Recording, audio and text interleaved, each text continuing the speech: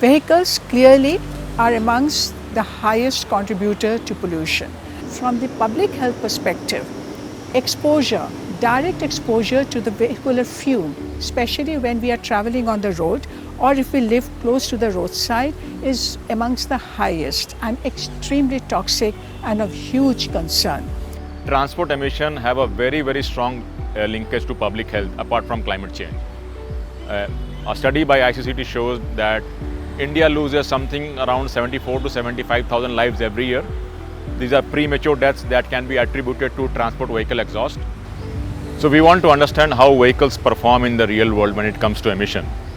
Right now we know what is the emission in lab conditions, but once the vehicle comes on board, so what is the impact on gradient of road, weather, overloading, age of vehicle, fuel type. So this is what we want to understand, and that's the broad objective of the study, to understand how do vehicles perform in the real world when it comes to emissions. One, what is the overall contribution of certain vehicle categories in overall transport emission? So you have NO, which is nitrogen monoxide, NO2, nitrogen dioxide, CO, which is carbon monoxide. You also have hydrocarbon, HC, and as well as particulate matter, all that relative to CO2. CO2 is a greenhouse gas, and it's the natural combustion, or let's say product of the combustion of fuel. Second, we also want to understand, suppose tomorrow we shift to electric or a zero emission vehicle, what is the emission reduction that we are expecting?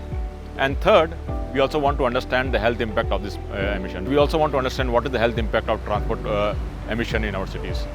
We now really need to ramp up and accelerate our action to control overall pollution in the city, especially vehicular pollution.